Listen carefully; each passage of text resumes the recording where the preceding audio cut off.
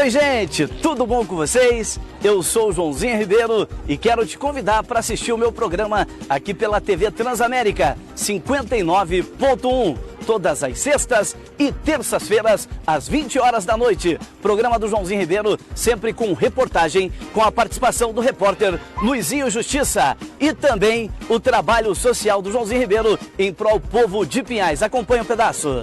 João, então o programa Joãozinho Ribeiro vai dar o óculos para você. Vai mesmo? Agora! Oh, maravilha, meu Deus do céu, eu preciso disso. Eu preciso demais de óculos. Todas as sextas e terças-feiras temos um encontro marcado aqui na tela da TV Transamérica, às 8 horas da noite. Eu conto com a sua audiência. Todos os dias, a LBV diminui o sofrimento de famílias em situação de pobreza. Hoje você tem uma nova oportunidade de fazer o bem. Vamos juntos oferecer proteção a quem enfrenta o frio. Colabore lbv.org/diga sim.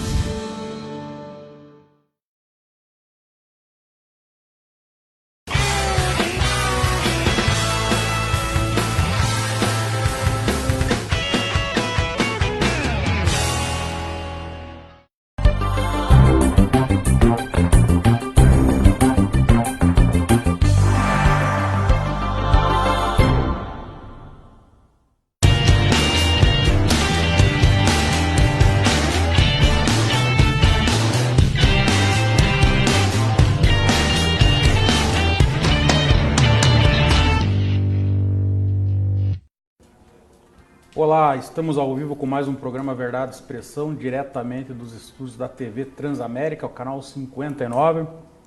Estamos ao vivo também pelas redes sociais, Facebook, Instagram e YouTube da TV Transamérica. Você pode participar conosco pelo nosso WhatsApp, o 41 99613 3677, pelas nossas redes sociais. E você também pode participar pelo nosso site, verdadeexpressão.com.br. Estamos ao vivo também pelo nosso site. Hoje recebo aqui mais um vereador de Curitiba pelo Partido Cidadania, Erivelto Oliveira, que é muito conhecido no ramo do jornalismo e comunicação. Boa noite, jornalista e vereador Erivelto. Uma honra recebê-lo aqui no programa. Obrigado, Rafael. Eu que agradeço o convite, né? Muito mais jornalista, vereador há apenas 5 meses, mas estamos aprendendo como tentar ajudar a cidade. Agora, Erivelto, eu estava vendo aqui seu currículo, que é bem extenso na área da comunicação, até vou me tomar a liberdade aqui de falar um pouco dele. Você se formou pela Universidade Federal do Paraná em 1987, teve passagens por diversos meios de comunicação, Bandeirantes, RPC, OTV, RIC TV, CBN, fez alguns programas culturais na Globo News. Em 2017, você criou um canal no YouTube para dar oportunidade e visibilidade a negros brasileiros. Em 2016, você se filiou ao PPS, que hoje é o Cidadania, disputou uma das vagas da Câmara Municipal na última eleição, obteve 5.368 votos, ficou em 27º lugar na votação geral, mas acabou não entrando pela questão da coligação, ficou como primeiro suplente. Em 2018, ano passado, você foi candidato a deputado estadual e obteve 20.795 votos. Assumiu a cadeira de vereador em janeiro desse ano, no lugar do vereador Hélio Verbisky, que acabou assumindo um cargo no governo do estado. A primeira pergunta que eu faço para você é o seguinte: por que essa mudança drástica, se afastar da comunicação e entrar para a política? Na verdade, não é uma mudança. Eu não me afastei da comunicação, né? O que aconteceu, o que tem acontecido, sim, é que nós temos vivido hoje no país, quem acompanha o noticiário, quem acompanha o que acontece no mundo hoje, a televisão como eu conheci não existe mais, né? A televisão de você ser o primeiro a dar uma notícia, dar a notícia exclusiva, cobrar da autoridade e tal. Hoje, praticamente, cada pessoa virou uma emissora de televisão, tendo um celular na mão, tendo uma câmera, você já está no mundo, né? Você pode transmitir para o mundo inteiro. E nesse começo de mudança, que quando a TV começou a sentir essas mudanças por volta de 2010, por aí, a RPC, a empresa que eu trabalhava, começou a mudar os quadros, começou a enxugar, começou a demitir pessoas, enfim. E eu fui um dos sorteados por nessa política. Fui para a RIC, fiquei 2 anos na RIC, mas também não, na verdade a gente não que eu não gostasse do trabalho, mas alguma coisa aconteceu que não deu certo. Mas eu continuo trabalhando com comunicação, eu dou palestra, dou curso, tenho o meu canal que você falou, o Brasil de Cor, tenho outros canais no YouTube. Eu não consigo me afastar da comunicação. Mas por que eu introduzi a política também como uma alternativa? Porque a política me permite ser relevante para as pessoas, embora isso possa parecer pernóstico, possa parecer demagogia, mas não é demagogia. Eu acho que o político ele tem condição de ajudar, sim, as pessoas, embora não seja a função do político, né, do vereador. O vereador ele tem que trabalhar em leis, tem que trabalhar em administrar o poder executivo, mas também, por que não, o vereador também ajudar aquelas pessoas que não sabem, não conseguem encontrar o caminho, não conseguem solução para os problemas. Então, a equipe que nós temos do gabinete, ela é voltada tanto para a administração do gabinete, como também para ajudar as pessoas e a comunidade quando precisa.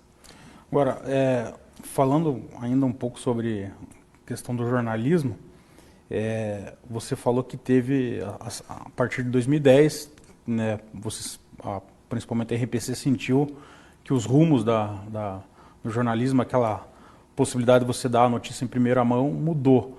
Gostaria que você falasse, na sua opinião hoje, quem que vai sobreviver na comunicação, no jornalismo, num patamar de protagonismo? De que forma que tem que se trabalhar para conseguir o protagonismo, na sua opinião? Você que tem uma vasta experiência na... Eu acho o seguinte, quem tem protagonismo hoje continua tendo. Tanto que nós temos canais de jornalistas aí com 500, 600, 700 mil inscritos, né? É um número grande de pessoas inscritas. Essas pessoas vão continuar como protagonistas e, em termos de empresa, eu imagino que mais uns 5 ou 10 anos nós vamos ter talvez as mesmas empresas que nós temos hoje, Globo, Band, SBT, enfim. Só que essas empresas vão ter uma fatia muito menor do bolo. O bolo que nós temos hoje, que na década de 70 era dividido praticamente só pela Globo e os outros ficavam aí com 10% do mercado só, esse bolo foi diminuindo. E hoje a fatia para cada um é cada vez menor. Então, eu acredito que quem tem relevância hoje continua tendo relevância. Um exemplo que eu costumo dar nas palestras, o Evaristo Costa, o salário dele, informações que nós temos, que na Globo ele ganhava em torno de R$70 mil por mês. Hoje, cada post que ele faz no Instagram, ele cobra 50 mil. Então, quer dizer, é uma desproporção muito grande o que ele ganha hoje com o que ele ganhava e com a relevância que ele tem, mesmo estando fora da televisão. Então, eu acho que a relevância das pessoas continua e os veículos de comunicação vão continuar existindo, mas vão ter que se adaptar, vão ter que reduzir, vão ter que repensar a forma de atuar. Legal. Você é formado pela Universidade Federal do Paraná. Uma questão que não posso deixar de perguntar, a gente recebeu esses dias outro jornalista que também passou por lá, que agora está com um canal de jornalismo independente, sobre a questão polêmica das universidades, a questão aí envolvendo o governo federal, essa questão do corte, não corte das universidades. Qual que é a visão que você tem hoje desse assunto aí? Hoje eu estava ouvindo na Band News um comentário bem interessante, que é a questão do ensino gratuito nas universidades públicas brasileiras. Claro que eu sou favorável ao ensino gratuito, é óbvio, mas nós talvez precisemos repensar um pouco as nossas universidades. Eu não sei ainda como que a Universidade Federal do Paraná vai ser atingida pelos cortes, e a gente só vai saber disso no segundo semestre, né? E se esses cortes realmente vão ser mantidos, nós não temos essa informação, até porque... Ficou meio truncado. O governo está começando, está acertando e está errando, enfim, e também tem voltado atrás, né, em algumas questões. Então, realmente eu não sei o que vai dar essa questão a partir do segundo semestre. Mas hoje talvez a gente tenha que repensar, a conversa que a gente tem com amigos, por que o ensino é 100% gratuito. Por que você não estabelece uma taxa pequena, R$100, R$200, enfim, uma coisa mínima que você já conseguiria salvar muitas coisas em universidades? Uma taxa, não uma taxa obrigatória, mas uma taxa que as pessoas pudessem dar, cada um contribuir com o que pudesse. Porque a universidade é pública, mas só para as pessoas tirarem da universidade. As pessoas não dão nada para o ensino, né? Aí vão me dizer, não, mas nós pagamos impostos. Sim, nós pagamos impostos, mas os nossos impostos vão para outras coisas. E nós temos muitos exemplos em países da Europa, nos Estados Unidos e tal, dessas escolas colaborativas, das universidades colaborativas. Então, eu imagino que talvez a gente possa começar a repensar num modelo diferente para as nossas universidades. Que ela continue gratuita para quem não pode pagar, que ela continue pública, mas que talvez a gente possa repensar numa maneira de remunerar esse serviço que a gente tem na universidade, né? Em relação à questão política agora, falando do jornalismo político, você teve uma experiência ali como apresentador de programas de notícias, né?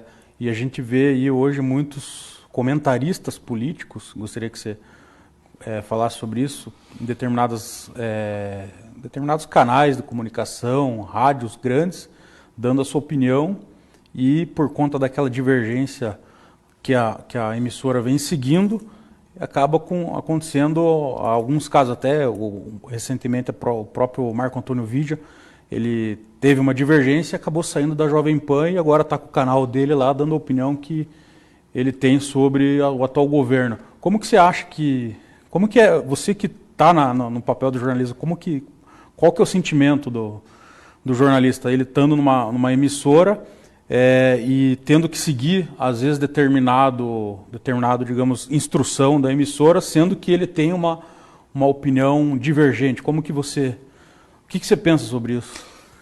Acho que dá para analisar essa situação de 2 ou 3 pontos de vista. O primeiro é assim, quando você vai trabalhar numa empresa, seja uma empresa de televisão, seja uma empresa de embutidos, seja uma fábrica de geladeira, você vai trabalhar numa empresa, você não vai... Você vai trabalhar, por exemplo, numa empresa de linha branca, você não vai querer pintar as geladeiras de cor-de-rosa porque você está trabalhando na linha branca, você não vai fazer isso. Você está trabalhando numa fábrica que faz salsicha, você não vai poder produzir queijos, porque não é o negócio da empresa. E jornalismo é a mesma coisa, você vai trabalhar num veículo que quer que você entregue um produto, quer que você entregue uma notícia. No caso do veículo que eu trabalhei a maior parte da minha profissão, da minha carreira, pedia-se que entregasse um produto que não tendesse nem para a direita, nem para a esquerda, que desse informação, que desse serviço, enfim. Se a coisa ficasse meio polêmica, você ouve os dois lados e encerra sem que o jornalista opine, né? Isso foi durante muito tempo assim. Talvez no Paraná TV, que eu apresentei durante 14, 15 anos, mais ou menos, durante talvez uns... Na verdade, o Paraná TV não, que o Paraná TV já veio um pouco diferente, mas o Jornal Estadual, que era feito por apresentadores, não se opinava nada, não podia nem sorrir, às vezes, os apresentadores. Que sorrir podia ser que você estivesse sendo simpático à notícia. Quando começou o Paraná TV, ele já começou diferente. Ele começou com a gente opinando, e a gente tinha um lado. O nosso lado era a comunidade. Então, sempre que tinha um problema de falta de luz, falta de água, falta de telefone, enfim, nós chamávamos as pessoas que reclamavam e nós cobrávamos da autoridade. E sempre cobrávamos do ponto de vista da comunidade. Isso foi acrescentando também em outros assuntos, a gente sempre cobrava. Em política nós nunca demos opinião, né? Em política é uma coisa mais sensível, a Globo tem os comentaristas de política, então a gente não dá opinião política. Agora, se você não concorda, e muita gente que trabalha na empresa não concorda com a opinião da empresa, mas está lá trabalhando e está fazendo o trabalho que tem que entregar. Então, é essa situação. Agora, se você não se dá bem com a empresa, se aquilo te revolta o estômago, você não consegue trabalhar ali, é o que a gente faz, pega o boné e vai embora, vai trabalhar numa outra empresa que é o que a gente tem. E hoje a gente tem muito essa possibilidade, né? Você me perguntou há pouco como é que eu acho que vai ser a comunicação do futuro, talvez ela seja com jornalistas mais felizes nas suas funções. Nós temos aí agora esse caso recente do Intercept, né, que surgiu como um grande veículo da esquerda. Quem está feliz no quem consome o produto do Intercept, jornalista que quer trabalhar para o Intercept, vai para o Intercept e vai ser feliz. Não vai trabalhar na Globo que ele odeia, que ele chama de lixo e tal. Então, eu acho que esse é o aspecto que a gente tem que sempre imaginar. Eu nunca me senti tolhido. Claro, as minhas opiniões, as minhas convicções, eu expresso no meu canal, no YouTube, na minha página do Facebook, eu expresso lá. Agora, dentro da empresa que eu trabalho, eu não posso expressar necessariamente a minha opinião e nem acho que é necessário em alguns casos. Certo. Agora, como vereador, você assumiu em janeiro desse ano, qual que é o balanço que você faz desse primeiro semestre na função?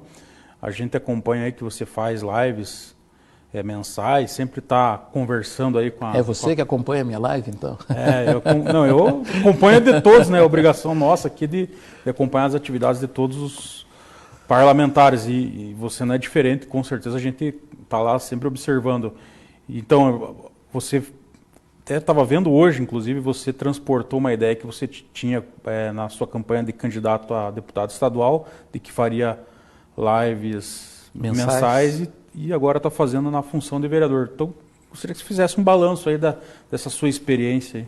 Então, eu acho a live uma forma muito prática de você conversar com o eleitor, principalmente para aquele eleitor que acompanha a política, né? Uhum. Essas lives, elas têm um público aí que varia de 2.000 a 5.000 pessoas, depende da live. Sim. A gente não entende muito bem como é que são esses algoritmos do Facebook, sim, mas é uma variação mais ou menos assim, entre 2.500, 2.000 e 5.000 pessoas que acompanham a live. Essa última agora passou de 3.000. Eu já fico satisfeito quando passa de 3.000. É uma forma de você conversar com o eleitor diretamente. Eu não tinha feito essa proposta quando eu disputei a Câmara Municipal. Minhas propostas eram outras e a gente está trabalhando para realizar essas propostas. Mas eu achei interessante, quando eu disputei a eleição para deputado, eu fiz essa promessa de fazer uma live todo mês. E como entrei na Câmara, eu falei, bom, vou fazer aquilo que eu tinha prometido para deputado. Então, nós estamos entrando agora no 7º mês e eu já fiz 6 lives. A primeira em janeiro, que eu tinha acabado de assumir, falei da expectativa que eu tinha. E aí, cada final de mês, a gente faz uma live. E também no gabinete, nós fazemos uma reunião com toda a equipe, uma vez por mês, normalmente antes da live, para sentir o que cada um produziu, se está todo mundo satisfeito, se está insatisfeito com o que está funcionando, o que não está funcionando. É um feedback bem interessante para a gente até analisar o trabalho. E à medida que essas lives foram ocorrendo, eu tenho sentido assim uma pequena evolução. Ainda não é uma evolução como eu gostaria ainda não apresentei 10 projetos, 20 projetos, mas já apresentei 2 projetos, se a memória não me falha, e tem mais um que está para entrar, mas a gente não posso comentar porque evitar que ele seja deturpado, enfim. Mas a gente vai apresentar mais 2 projetos na volta em agosto, que já estamos gestando. Agora, no recesso, nós vamos trabalhar em mais projetos com a equipe, porque uma das coisas que eu coloquei é a seguinte, o mandato é meu, mas eu sou a figura oficial do mandato, eu assino as ideias.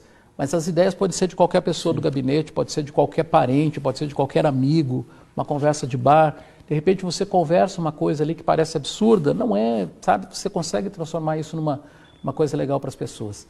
Então, essa live agora da última sexta-feira, que foi o último dia útil do mês, eu falei principalmente de uma proposição minha, que é para... que a mesa diretora da Câmara não aceite mais projetos de nome de rua, sim, porque os vereadores são sempre zoados, né, por aí quando vão, já deu nome para rua, já deu nome para praça. É uma função do vereador, é importante você ter o nome da rua, e principalmente para quem mora numa rua que não tem nome, não tem CEP, sabe o que isso significa, você não consegue ter a cidadania plena quando você não tem um endereço.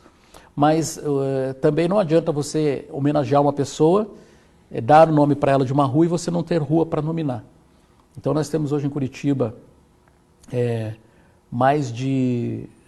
são 350, se não me falha a memória, nomes dados a ruas e ruas que não existe rua. Tem os nomes, mas não tem as ruas. Não tem a rua para receber esse nome. Então, vamos buscar uma alternativa, vamos, sei lá, rebatizar ruas que têm nome de fruta, nome de árvore, alguma situação assim, ou quando criasse um loteamento, a gente resolve, mas que não fique nessa situação de ficar dando nome de rua. Foi uma discussão importante na Câmara que nós tivemos e acho que avançamos nesse sentido. Foi aprovado. Vamos ver agora se vai entrar efetivamente na prática, né? E agora, então, só para entender melhor aí, então, por exemplo, esses 350 nomes de rua que tem aí pendente, né, que estão esperando abrir uma rua ou mudar o nome de outra rua, vão ficar na fila daí. É uma fila, na verdade é uma fila que acontece. Nós fizemos algumas, eu uso o meu conhecimento de jornalista, né? As matérias que eu apresento na Câmara, normalmente elas vêm junto com uma reportagem, vêm junto com uma entrevista, vêm com uma apuração. E nós entrevistamos alguns homenageados, parentes de homenageados, gente que está esperando desde 2014, desde 2012. E aí, algumas das frases dessas pessoas, que está até na minha página no Facebook, diz assim, a sensação que a gente tem é que a gente foi enganado. Porque chegam, fazem uma homenagem, a gente recebe um diploma, uma festa e tudo mais, e daí aquela homenagem não se concretiza. Então, para que a homenagem se concretize, eu acho que... E não é proibir vereador de dar nome de rua, em absoluto não é isso. É só que a homenagem que o vereador faça, ela tenha começo, meio e fim. Inclusive, essa semana mesmo, na última semana de sessão, 2 vereadores propuseram um nome de um CEMEI, não CEMEI, uma praça, e a outro nome de uma rua, e esses 2 nomes já estão ligados a uma praça e uma rua que existem. Sim. E que vão ser nominados. Então, é nesse sentido, é só para a gente não ficar perdendo tempo com esse tipo de coisa. Certo. Uma outra coisa um outro projeto de lei que você apresentou é a questão da tolerância nos estacionamentos dos hospitais. Você está sabendo mais que eu. De meia hora, tolerância de meia hora. Você poderia detalhar melhor aí? Esse projeto está em discussão, deve estar nas comissões agora. Sim. Deve vir também no segundo semestre. Nós temos uma resistência muito grande quando nós falamos em gratuidade, quando falamos em abrir mão de algumas coisas, principalmente porque nós estamos ingerindo na iniciativa privada, né? Mas eu entendo que nós estamos ingerindo na iniciativa privada pelo bem maior do cidadão. Então, é uma discussão que nós temos que ter e depois, se a lei surgir com algum erro, temos os advogados aí, né? Sim. Que podem entrar com ações, enfim. Mas eu acho que é uma questão muito simples. Você sai de casa, você está a 1h da manhã em casa, um parente seu passa mal, você sai de chinelo às vezes, no chinelo não pode dirigir, mas você põe um tênis de qualquer jeito, nem põe uma calça, sai de pijama mesmo, pega a carteira de motorista e vai para o hospital, tá? Chega no hospital, tem uma cancela, você tem que passar a cancela, tem que deixar a pessoa lá. Na hora de sair, você tem que pagar. Então, e de repente você nem tem o dinheiro ali, não porque você não tenha o dinheiro, e muitas pessoas não têm, mas pode ser que você tenha o dinheiro e não tenha levado, ou as pessoas realmente não têm dinheiro para pagar estacionamento, que são bem caros em alguns casos. Então a pessoa não tem dinheiro para pagar, fica aquele impasse, fica aquela situação desagradável ali. Então eu proponho que nos hospitais que têm estacionamento, que eles tenham uma tolerância de meia hora para quando uma pessoa vai levar alguém, ela consiga. Normalmente você vai com um idoso, com uma pessoa doente, que está com dor, que tem dificuldade para descer do carro, enfim. Você leva a pessoa, deixa a pessoa no guichê, começa o atendimento, daí se você quiser deixar o carro, você deixa. Agora, se você quiser tirar o seu carro para não pagar estacionamento, você vai, tira o carro e estaciona na rua, estaciona em outro lugar.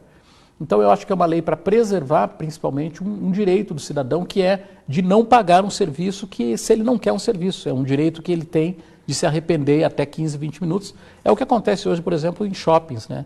Em Curitiba, todos os shoppings têm 15, 20 minutos, aí varia um pouquinho de shopping para shopping, mas eu acho que é fundamental você ter essa tolerância aumentada. Uma outra questão, vamos tocar nesse assunto, até o Sérgio Leite, que mandou a pergunta antes do programa, e ele está acompanhando a gente aqui agora.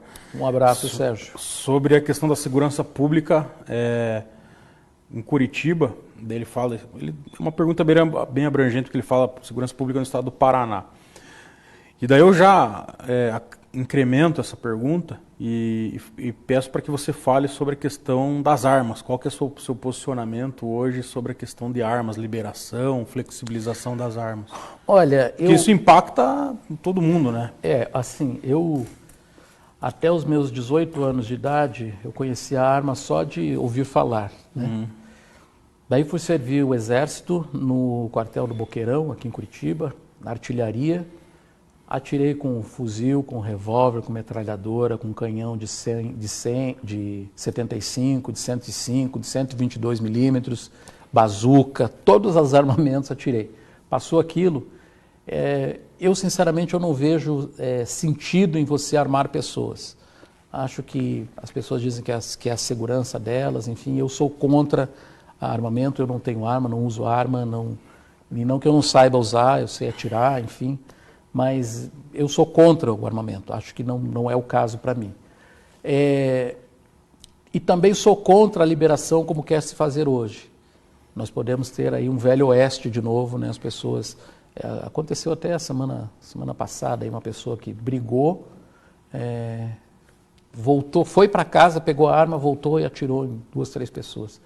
Então, não foi aqui no Paraná, foi uma história que eu vi no jornal, não lembro onde aconteceu. Mas é o tipo da reação que, imagina no trânsito, né? A gente tem um trânsito horrível em Curitiba. Você vai ter uma pessoa que vai fechar o outro e o cara vai apontar uma arma no vidro do carro. Eu acho que a gente vai ter uma situação bem complicada se for aprovado como está. Então, é a minha opinião, eu sou contra o armamento, acho que não é dessa maneira que a gente vai resolver a questão da segurança. Até porque muita gente que tem arma acaba perdendo a arma por bandido, né? Sim. E a maioria das armas que circulam, maioria não, mas grande parte das armas que circula hoje são de particulares. E bandido rouba até empresa de vigilância, né? Não vai roubar, então, gente que tem arma em casa. Em relação a Curitiba, você que mora há anos na capital, ela cresceu muito, né? A gente tem aí uma população bem grande hoje, muitas pessoas da região metropolitana vindo aqui trabalhar. A gente tem, principalmente no centro da cidade, a gente tem um problema com o tráfico de drogas ali, né?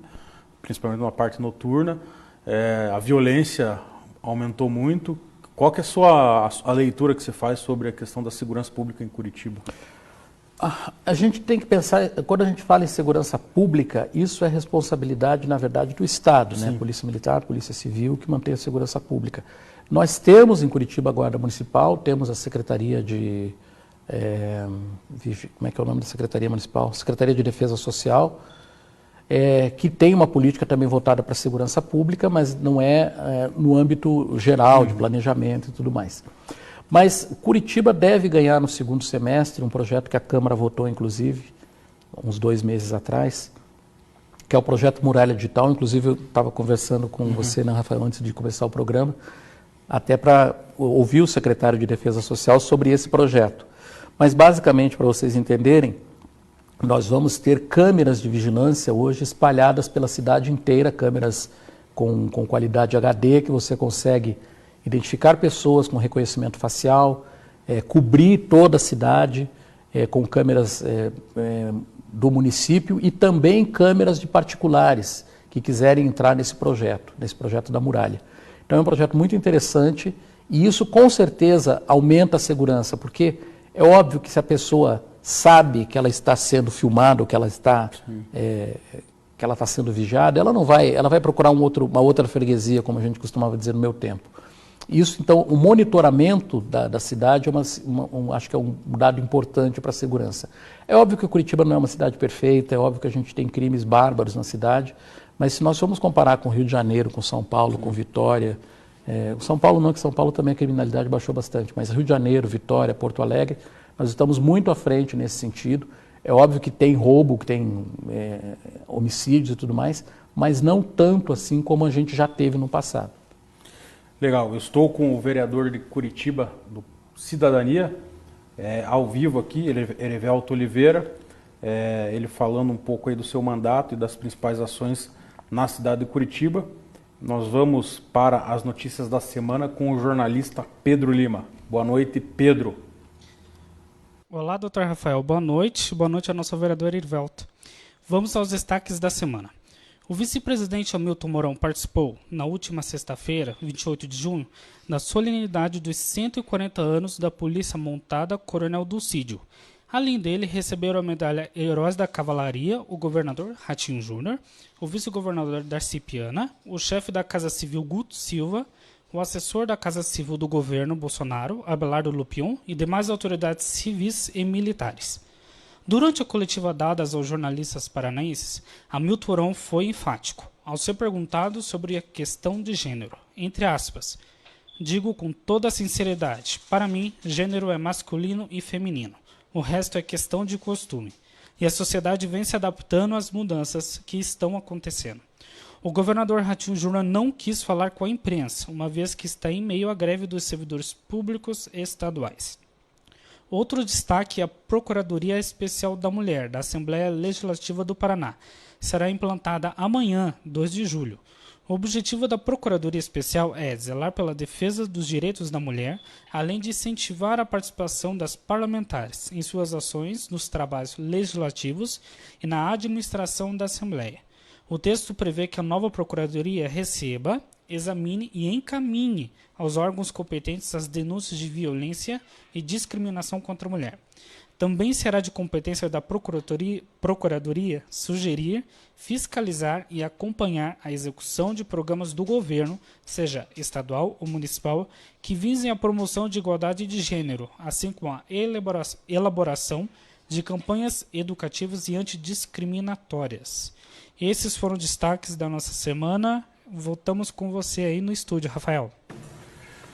Legal, obrigado Pedro Lima. Tá aí os destaques da semana. Tem uma pergunta aqui, vereador Erivelto, que eu não posso deixar de passar, que ele é um telespectador assíduo do programa. O nome dele ele é de Almirante Tamandaré, o nome dele é Robinho. Ele pergunta aqui, é uma pergunta difícil, ele pergunta aqui por que algumas pessoas relutam em aceitar que o país tem uma dívida com o povo preto.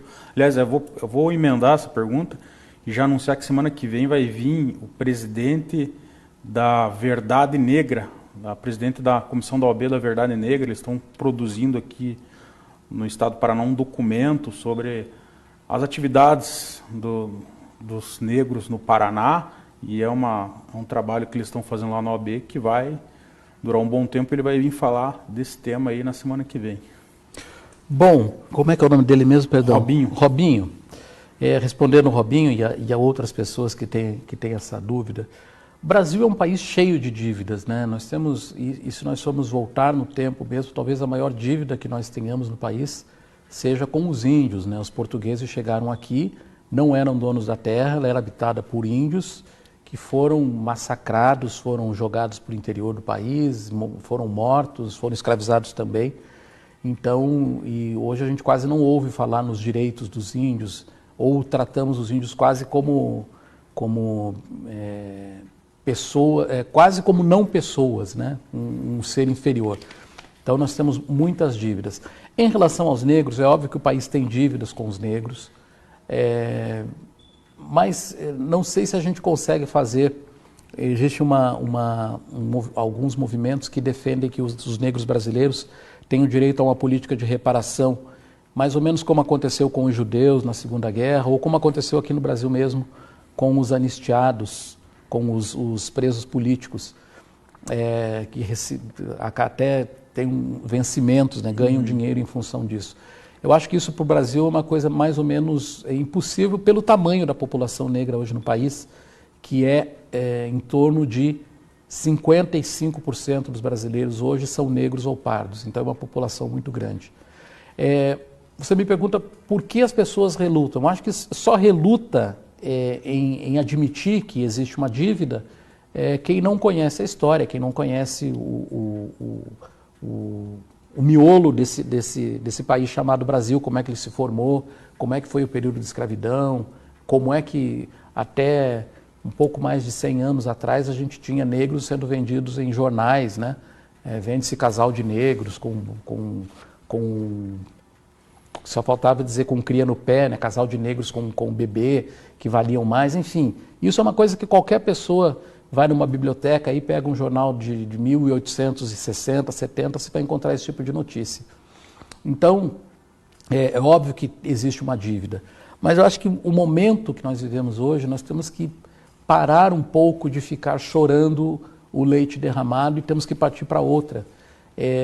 Eu não pertenço a nenhum movimento negro, mas eu criei um canal, até o Rafael falou no começo do programa, que chama Brasil de Cor. E por que eu criei esse canal? Porque eu acho que os negros não aparecem, né? Você vê muito poucos negros em televisão, aparecendo em jornais, em telejornais, dando entrevistas em programas de entrevistas noturnos, na rua mesmo a gente não vê, em shoppings a gente não vê. E eu comecei a me perguntar onde estavam esses negros. E criei esse canal que se chama Brasil de Cor para entrevistar negros brasileiros. Esse canal já está indo para o 3º ano, agora no final de novembro, agora ele completa 3 anos. Eu entrevistei mais de 50 negros já, de todas as matizes. Tem médico, tem advogado, tem engenheiro, tem músico, bailarino, professor, palestrante. E é exatamente isso. O negro ele se tornou invisível, de certa maneira. Parece que ele é invisível para o Brasil. E talvez a gente tenha que parar um pouco de ficar dizendo, puxa, olhem para mim e faça-se ser visto, sabe? Eu estou aqui, eu sou a maioria dessa população, eu tenho os meus direitos, eu vou lutar por eles. Acho que essa é a melhor postura para você aparecer, não só no Brasil de Cor, mas para você aparecer no Brasil. Uma outra questão, eu já estou emendando o assunto, a questão das cotas nas universidades. Qual que é a sua opinião? Porque a gente vê tanta distorção sobre isso, gostaria de ouvir a sua opinião. Então, essa é uma pergunta recorrente, sempre me fizeram, eu respondi essa pergunta até uns 2, 3 anos atrás de uma maneira e mudei a resposta, embora a minha opinião não tenha mudado. Tá? Eu sou contrário às cotas, então eu jamais vou usar as cotas para mim. Poderia usar para serviço, para passar em concurso, alguma coisa assim, e não usaria as cotas. Mas depois de muita argumentação, não que tenham me convencido de que as cotas são positivas, mas eu acho que as cotas, de certa maneira, elas deixam, em algumas funções, elas deixam o negro mais próximo de conquistar um espaço na sociedade.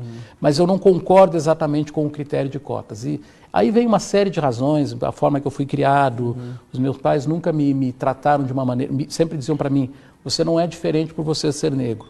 Você é negro, mas você tem 2 pés, tem 2 pernas, uma boca, um cérebro, sabe? Você vê, você ri, você faz como todo mundo. Então, desde criança, eu sempre fui proativo. Eu nunca tive problema de... Se uma criança me chamava de macaco, eu chamava a criança de gordo e estava tudo certo, né? Eu nunca tive esse problema, assim. Então, por isso que eu não sou favorável, mas respeito quem usa, digamos assim. E você, na sua vida profissional, assim, você já sofreu algum tipo de preconceito, assim, ou não? Não, eu até brinco com o nome do canal Brasil de Cor, que uma vez aconteceu. Claro, as pessoas... Tem gente que não gosta de preto, não tenho culpa, né? Lamento. Pode ser que quando eu saia, ou quando eu vou chegar, alguém, puxa, é um negro que vem me entrevistar, pode ser que isso aconteça, mas também não, sabe, estou andando e andando para isso. Como eu digo para você, eu sou muito mais eu nessa questão. Então não fico perdendo tempo com isso. Mas uma vez eu fui entrevistar um médico do hospital evangélico, o hospital estava fazendo alguma coisa errada que eu não me lembro exatamente o que era, e eu fui entrevistar esse médico, o médico disse que ele tinha feito uma coisa, eu disse que ele tinha feito outra, enfim, aquele embate normal de entrevista. E no dia seguinte ele deu uma entrevista para a Tribuna do Paraná, dizendo assim, um repórter de cor da TV Paranaense esteve aqui e me chamou de mentiroso, e eu não sou mentiroso e tal e tal. E aí o meu chefe na época até chamou, você quer tomar alguma providência? Ele falou que você é de cor. Eu falei, e daí? Ele me chamou, né? Antigamente de cor, para quem não conhece o termo, é um termo que se usa para se referir às pessoas negras, né? Mas uma forma até um pouco pejorativa, um pouco... Eu falei, não, deixa quieto, isso aí não me atinge. E aí passaram-se esses anos e eu achei legal até batizar o meu canal de Brasil de Cor, que é uma forma de chamar os negros, era uma forma de chamar os negros nos anos 60 e 70, tem até uma música que a Elis Regina gravou, Eu Quero um Homem de Cor, né? Então é uma forma de você transformar o seu limão numa limonada. Legal. Agora tem um outro tema que afeta toda a população de Curitiba, região metropolitana, que é a questão da tarifa. Que o Cidadania tem um prefeito em Araucária, que é me fugiu o nome dele aqui, o prefeito de Araucária do Cidadania. Já me lembro. Issam, que tem lá em Araucária, a gente tem uma tarifa bem abaixo do que é aqui de Curitiba. Você já deve ter estudado, se batido aí em relação a essa questão da tarifa de ônibus. Qual que é a sua opinião? Porque a gente vê aí, passa a gestão e sempre aquela discussão, tem que abrir a caixa preta, não tem que abrir, como que faz? E lá em Araucária a gente tem um valor diferenciado. R$ 2,65. R$ 2,65 e aqui em Curitiba é R$ 4,50. Então você tem uma diferença de R$ 1,90. O que, na sua opinião, deve ser feito para tentar otimizar aí, tentar reduzir esses valores? E se é possível reduzir? Olha, de certa maneira eu tenho batido nessa tecla, principalmente nos últimos 2 meses. Eu já pensava nisso quando fui candidato a vereador lá em 2016, embora não achasse que isso não era possível.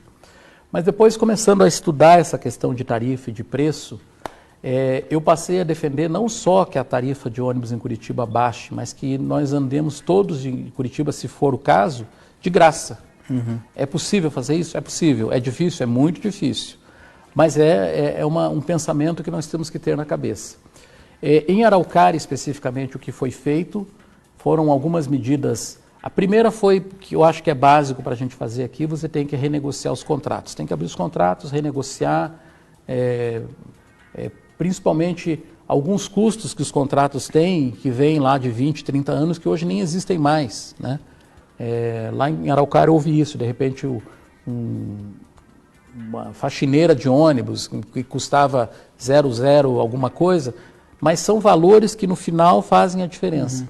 Então eles fizeram primeiro uma repactuação dos contratos, sem que os empresários tivessem perdido, só você fazendo realmente uma limpeza técnica nos contratos. Fizeram um remanejamento das linhas, e isso é uma coisa que em Curitiba nós temos muitas linhas que fazem percursos iguais durante um longo trecho. Se você tirar essas linhas de circulação, talvez você consiga também diminuir. Eles adotaram lá a publicidade. Em Curitiba a publicidade em ônibus é permitida, mas não é usada, porque a prefeitura prefere usar a publicidade só para assuntos, para vacinação, campanhas institucionais, né? E eu acho que é um grande espaço que nós perdemos, mas a gente pode buscar outras formas também. 2 meses atrás, por isso que esse assunto voltou, vou até dizer o nome do vereador Giovanni, lá da Câmara, levou uma pessoa na Câmara que disse que se todos os empresários, todas as pessoas que trabalhassem em Curitiba tivessem o Vale Transporte pago pelos seus patrões, só com esse pagamento nós já chegaríamos a R$ 1 bilhão por ano, que é o valor que custa o transporte.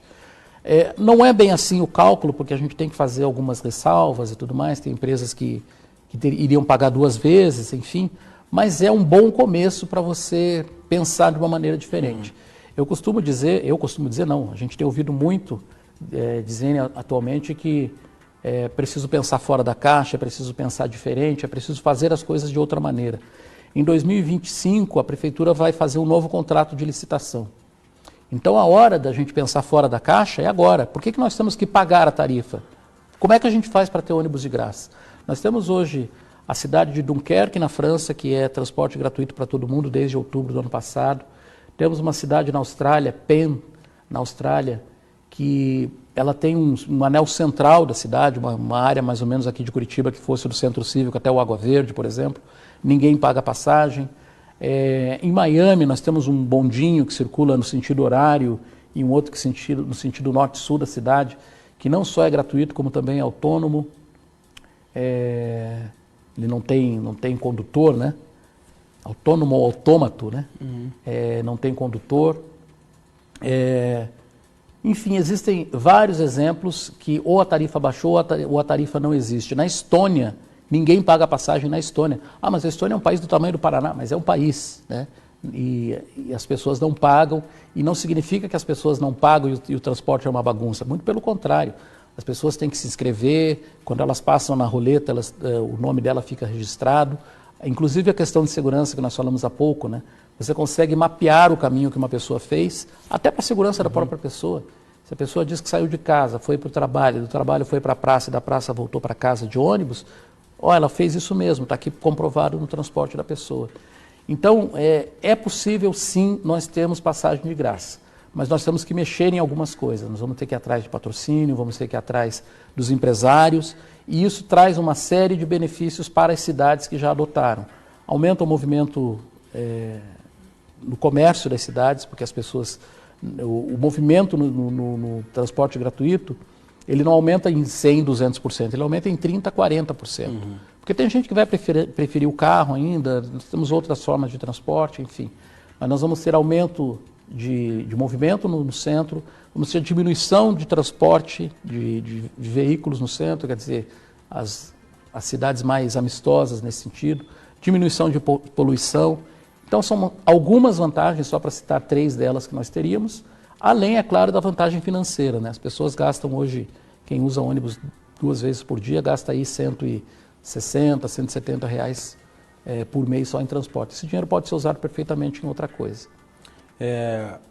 Uma outra questão sensível, no que se refere à saúde, é a terceirização das unidades de pronto atendimento. Eu queria saber a sua opinião aí, que o prefeito até está numa polêmica em relação a isso aí. Olha, assim, o servidor público é fundamental para alguns setores do serviço público. Você ter um servidor público de carreira, uma pessoa dedicada e tudo mais.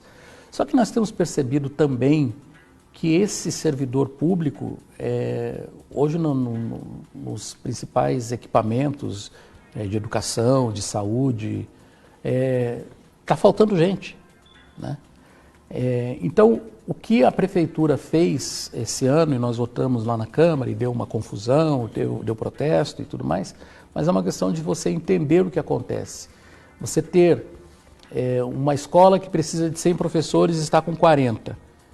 Para você fazer um concurso público, ainda mais nessa fase que nós estamos vivendo no país, e contratar servidor público é mais caro do que você contratar um servidor temporário.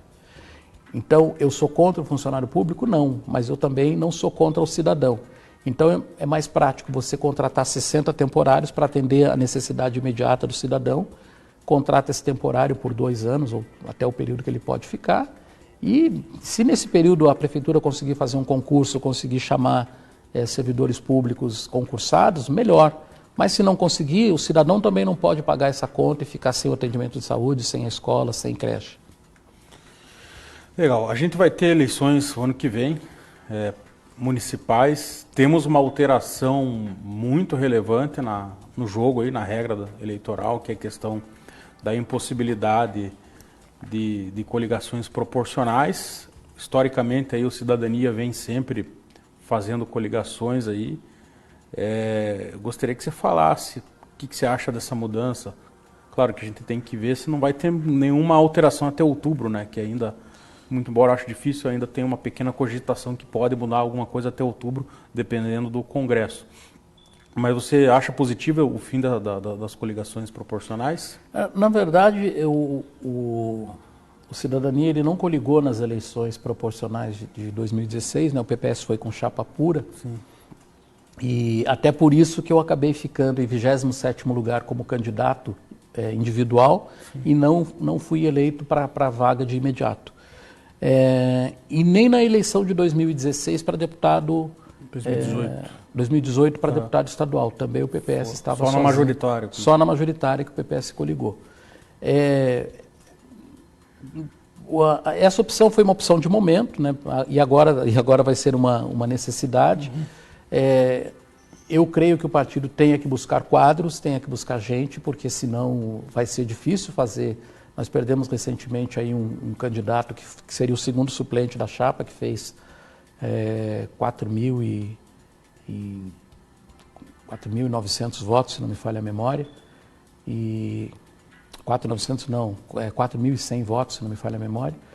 E eu fiz 5.268, que você falou? 5.368. Já esqueci o número. Então esse fez 4.900, que também seria eleito, ficaria ali entre os 30 melhores candidatos. Uhum. E ele saiu do PPS, então o partido vai ter que ir atrás de gente que tenha votos também, porque senão corre o risco de fazer 15 mil votos um candidato e não fazer uma vaga.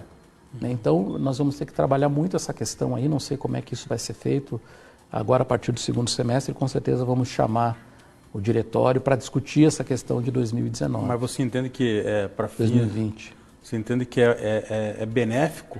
Porque a gente vai acabar com aquela figura lá de ter partidos dominados por poucas pessoas e que daí chega lá na frente e fazem coligações na proporcional. Hoje o partido vai ter que ter pelo menos uma base eleitoral para ele se sustentar. Então, como eu digo para você, para o PPS, nas duas últimas eleições, já foi essa experiência. Sim. O temor que eu tenho é que, em função do quociente eleitoral possa ficar em torno de 25 mil votos para você eleger um vereador, um partido como o PPS porque ele não teve 50 mil para eleger 2.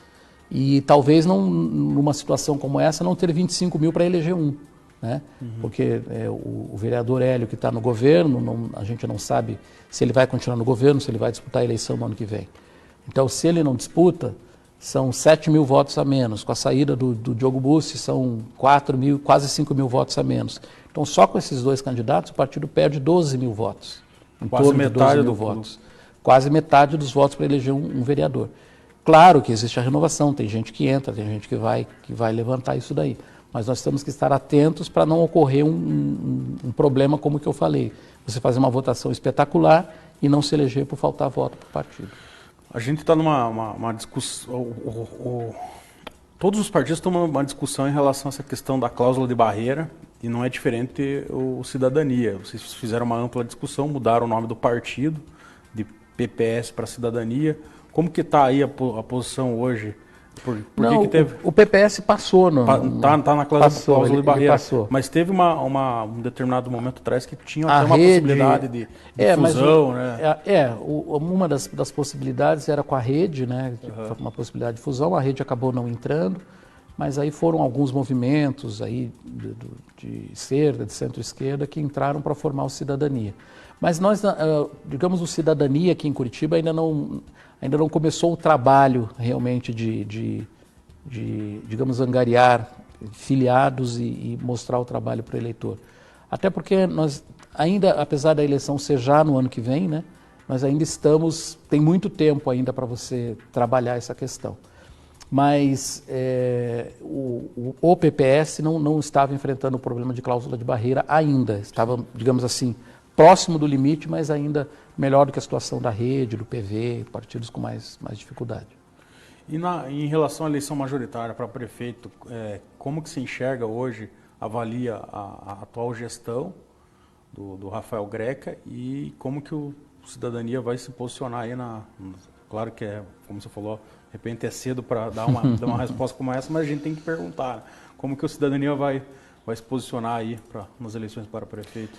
Olha, do que eu conheço de política, e acho que as pessoas que acompanham Transamérica nesse momento, vão entender quem está no comando normalmente tem alguma vantagem. Sim. Principalmente se não estiver fazendo nada de muito errado. O posicionamento do prefeito Rafael Greca é um posicionamento forte, é um político que briga com funcionalismo, briga pelas suas causas, enfim. Ele não se dá bem com todo mundo, mas talvez se nós pegarmos aí uma avaliação dele, ele esteja aí com 30%, 40%, não sei qual é a avaliação do prefeito nesse momento. A base dele fala em 60% de aprovação, né? Então, 60% de aprovação, mas ainda tem 1 ano e meio pela frente, né? Muita coisa vai aparecer. Nós temos aí o ex-prefeito Gustavo Frutti, que talvez entre, temos o Neile Pervot, que foi o segundo turno com o Greca o ano passado. Temos muitos candidatos que vão surgir aí. na cidade. O Novo vai lançar um candidato. Fazendo até prova aí, né? Está fazendo fazendo uma prova seleção. para fazer. Então, assim, nós vamos ter uma eleição diferente no ano que vem. Eu acho que quem está no cargo tem vantagens, mas não significa que por estar no cargo ele já esteja eleito. Está valendo hoje. Nós temos o próprio vice-prefeito, né, Eduardo Pimentel, que tem sido procurado aí por vários partidos. Muita gente gosta dele, acha que ele tem um perfil. Sim. Então, até isso, vamos saber como é que o prefeito vai lidar com o vice, com o protagonismo que o Pimentel está adotando, está ganhando. Então, é uma pergunta de difícil resposta, mas eu diria para você o seguinte, nós vamos ter o ano que vem uma eleição bem atípica, bem brigada, já se fala aí talvez em 20 candidatos, né, para a eleição. Então, essa era a minha pergunta, com essa alteração na legislação eleitoral, você acha que vamos ter mais candidatos a prefeito por conta dessa alteração? Independentemente da alteração, porque só aqui brincando eu já falei uns 8 nomes, né? Fora as pessoas que ainda acham que podem ser candidatas e aquele candidato surpresa que pode surgir ainda até o final do ano. Nós temos até abril do ano que vem para filiação partidária, né? Sim. Então, de repente, quem ainda nem está afiliado a um partido pode surgir um Luciano Huck aqui em Curitiba, de repente, para ser um tem candidato. Tem o Francisquini também. Francisquini também é pré-candidato, o Goura também, mas o Goura é do Gustavo, né? Enfim, tem muitos candidatos, né? A própria Maria Vitória está sendo cotada para ser vice. Enfim, eu acho que o xadrez político ainda vai ter muita movimentação. A gente está no começo da partida ainda para a eleição. Eu acredito que até abril aí, após abril a gente tem mais ou menos o desenho, porque a gente vai saber aí os partidos como que se configuraram, pelo menos as chapas, né, de vereador. E logicamente que se não tiver uma chapa de vereador por trás, é muito difícil você sair só solo, né? Candidato a prefeito, fica complicado. As né? duas coisas são complicadas, né? Um partido, quando ele não tem uma candidatura majoritária, sim, a candidatura de proporcional sofre, sim, né? E o contrário também, sim, quando tem só uma candidatura proporcional, sofre quando não tem uma candidatura majoritária. Então, vamos ver o que acontece aí nos próximos meses, principalmente até dezembro desse ano.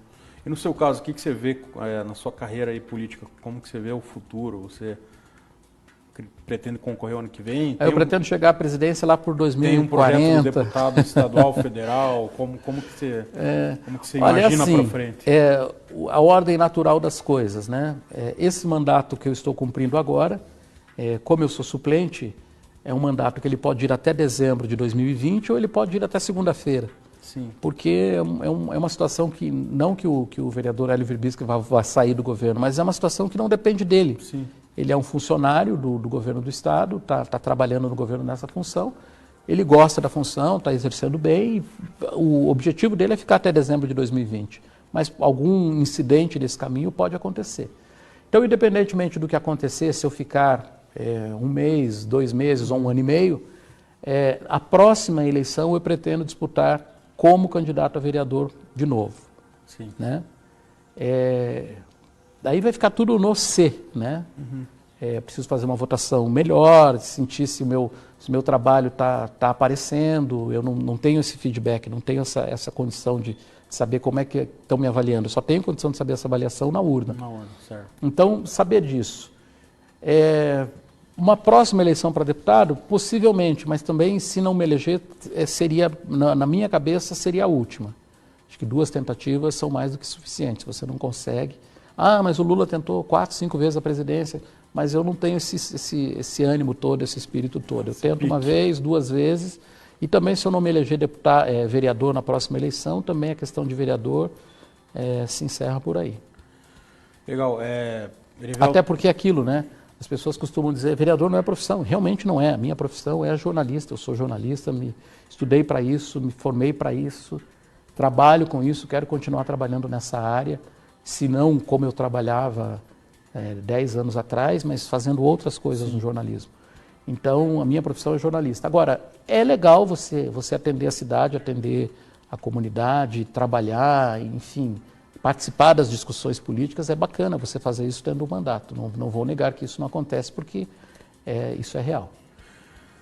Erivelto, agradeço a sua participação. O canal TV Transamérica está aberto para você vir falar aqui com a gente, apresentar aí tuas ideias, seu trabalho como vereador. e vamos ver se a gente marca aí, na sequência aí do seu mandato, mais uma entrevista aí para você dizer como que estão as coisas aí em Curitiba. Legal. Quem quiser me acompanhar nos últimos dias do mês, no penúltimo dia do mês, eu faço uma live na minha página, facebook.com/Eri Oliveira. É uma live que vocês podem participar, podem dar opinião, podem xingar, que é o que algumas pessoas fazem, inclusive, gostam de sofrer.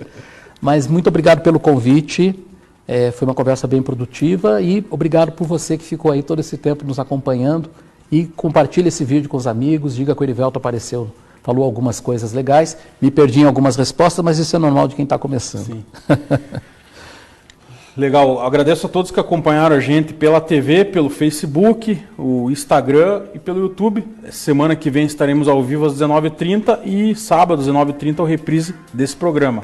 A você uma grande semana e um grande abraço.